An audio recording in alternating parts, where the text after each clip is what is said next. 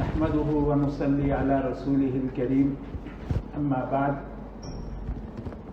فأعوذ بالله من الشيطان الرجيم بسم الله الرحمن الرحيم قال الله سبحانه وتعالى وآخرون يضربون في الأرض يبتغون من فضل الله وآخرون يقاتلون في سبيل الله وقال الله سبحانه وتعالى ومن أحياها فكأنما أحيا الناس جميعا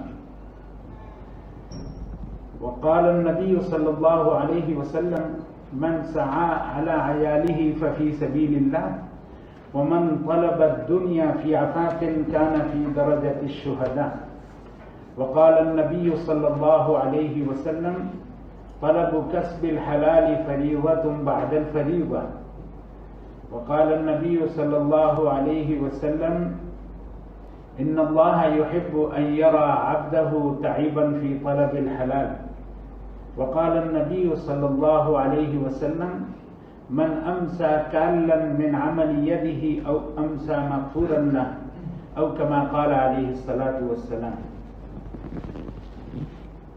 الحمدللہ آج ہمارا اس جمع ہونے کا مقصد یہ ہے کہ ہم کیسے اپنے دین کے ذریعے سے میڈیکل سائنس سے متعلق جو تعلیمات ہیں ان کو سیکھ کے سمجھ کے اپنے میڈیکل سائنس کو کیسے امپروو اور بہتر کر سکتے ہیں اور اس کو ترقی یافتہ بنا سکتے ہیں، بلکہ اتنا ترقی یافتہ بنا سکتے ہیں کہ دنیا میں اس سے بہتر اور اس سے زیادہ ترقی یافتہ میڈیکل سائنس کی تعلیم اور علم کسی اور کے پاس نہیں ہوگا۔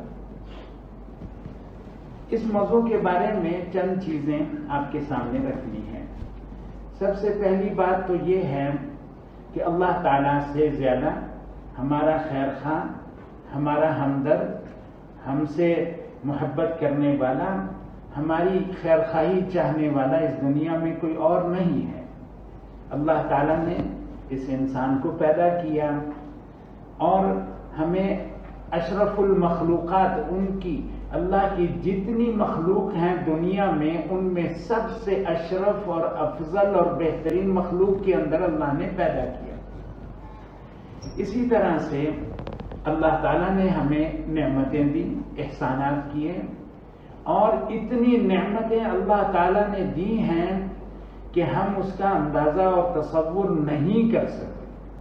اللہ تعالیٰ فرماتا ہے وَإِن تَعُدُّوا نِعْمَةَ اللَّهِ لَا تُحْصُوهَا، اگر تم اللہ کی نعمتوں کو گننا اور شمار کرنا شروع کر دو تو تمہاری احصائیات، تمہاری شماریات ختم ہو جائے گی۔ ایک وقت آئے گا تمہاری گنتی کی تعداد ختم ہو جائے گی، لیکن اللہ کی نعمتوں کو تم شمار میں نہیں لا سکتے۔ اسی طرح سے اللہ تعالیٰ ہم سے محبت کرتے ہیں، ماں باپ ہم سے محبت کرتے ہیں تو ہم ماں باپ کی کتنی قدردانی کرتے ہیں، کتنا احترام کرتے ہیں، اور محبت کا بدلہ ہم محبت سے اور احسان اور اچھائی کا بدلہ ہم ماں باپ کو اچھائی سے دیتے ہیں۔ تو اللہ تعالیٰ ہم سے تو 70 ماؤں سے بھی زیادہ محبت کرتا ہے۔ اس اللہ کی ہمیں کتنی اطاعت کرنی چاہیے، کتنی فرما برداری کرنی چاہیے، اس اللہ جل جلالہ کے ہمیں کتنے احکامات مان کر دنیا میں بھی کامیاب ہونا چاہیے اور مرنے کے بعد والی زندگی بھی کامیابی والی ہونی چاہیے۔ لیکن ہم کمزور ہیں، ضعیف ہیں، ہم سے غلطیاں ہو جاتی ہیں۔ آج مسلمان سے اللہ کے احکامات پورے کرنا آسان نہیں ہوتا، اس سے بہت سارے اللہ کے حکم ٹوٹ جاتے ہیں، بہت سارے نبی کے طریقے چھوٹ جاتے ہیں۔ یہ اللہ تعالیٰ نے جو احکامات دیے ہیں ہمیں اور نبی کے طریقے دیے ہیں، یہ ہمارے ہی فائدے کے لیے ہیں۔ یہ ممکن نہیں ہے کہ کبھی کوئی انسان اللہ تعالیٰ کے کسی حکم عبولی کر لے اور اس کو کوئی فائدہ مل جائے، بلکہ نقصان ہی ہوتا ہے۔ ہم نے تھوڑی سی ریسرچ کی کہ آج کل کے مسلمان سے اللہ کے احکامات اور نبی کا طریقہ جس کو دین اسلام کہتے ہیں اس پر مسلمان سے عمل کیوں نہیں ہوتا؟ تو ہمیں چند غلط فہمیاں نظر آئیں، اگر ہم ان کو ٹھیک کر لیں گے تو انشاءاللہ ہمارے اللہ کے احکامات کو ماننا، اپنے دین پر چلنا، دینی تعلیم کو اپنانا بہت آسان ہو جائے گا۔ اس میں سب سے پہلی ہماری غلطی یہ ہے کہ مسلمان نے اپنی زندگی کے 2 حصے کیے ہیں، 2 ٹکڑے کر لیے۔ غلط فہمی ہو گئی، ایک کا نام رکھا ہے دین اور ایک کا نام رکھا ہے دنیا۔ نماز پڑھنا، روزہ رکھنا، حج ادا کرنا، زکوٰۃ دینا اور نفلیں پڑھنا، قرآن کریم کی تلاوت پڑھنا، یہ تو دین اور دین کا کام ہے۔ تجارت کرنا، ملازمت کرنا، ڈاکٹری اور ہسپتال چلانا، علاج معالجہ کرنا، یا زمینداری، کاشتکاری، روزی کمانے کے جتنے بھی کام اور شعبے ہیں اس کو ہم دنیا کا کام تصور کرتے ہیں۔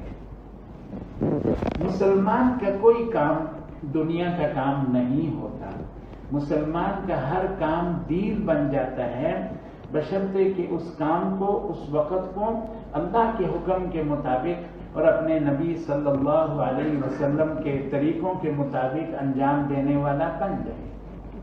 ہمارا دین تو اتنا اونچا ہے کہ اس کے اندر اگر پیشاب، پاخانہ، استنجا جیسے غلیظ، تعفن، بدبو والے کام بھی اللہ کے حکم کے مطابق اپنے نبی صلی اللہ علیہ وسلم کے طریقوں کے مطابق انجام دیں تو ہمارے یہ غلیظ درجے کے کام بھی دین بن جاتے ہیں، باعث اجر و ثواب بن جاتے ہیں۔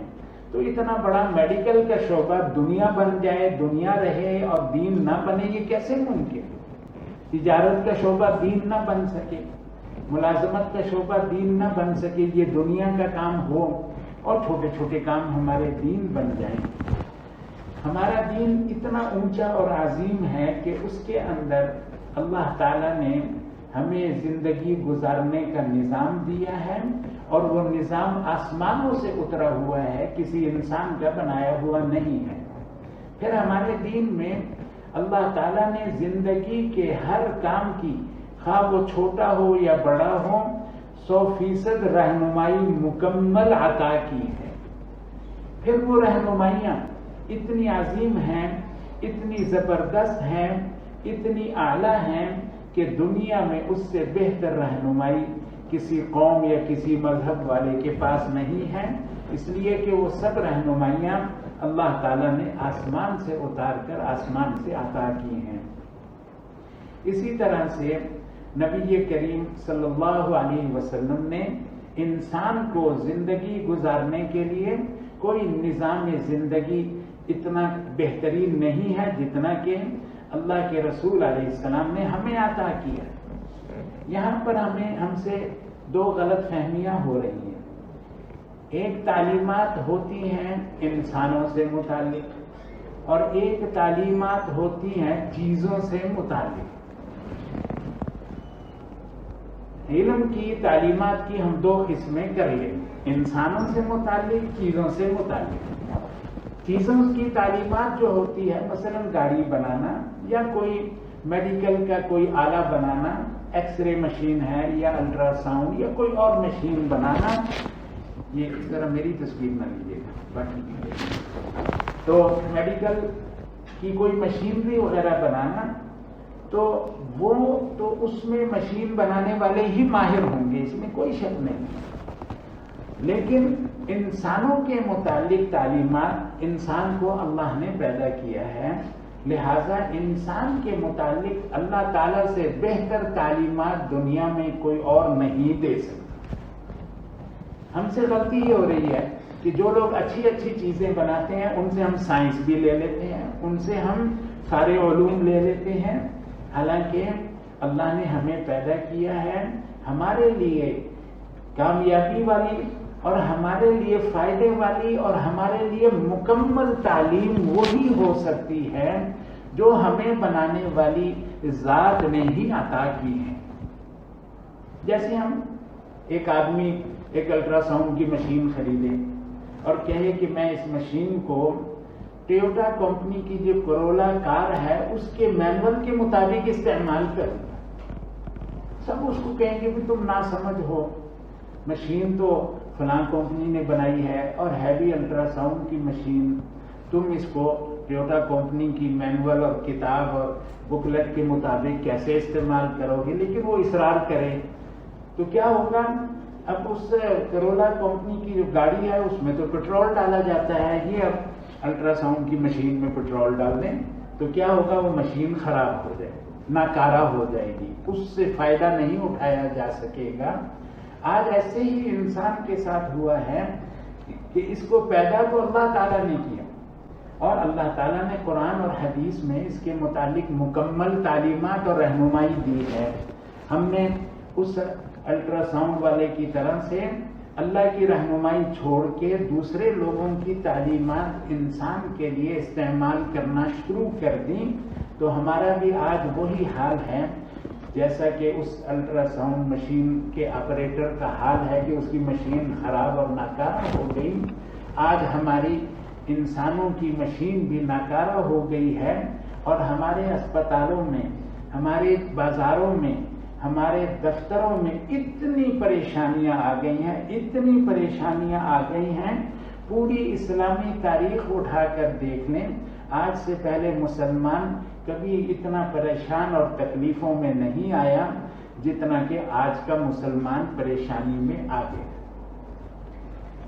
اب ایک تاجر بھائی یہ سمجھتا ہے کہ میں دنیا دار ہوں، تجارت کا کام کرتا ہوں، دنیا کا کام کرتا ہوں.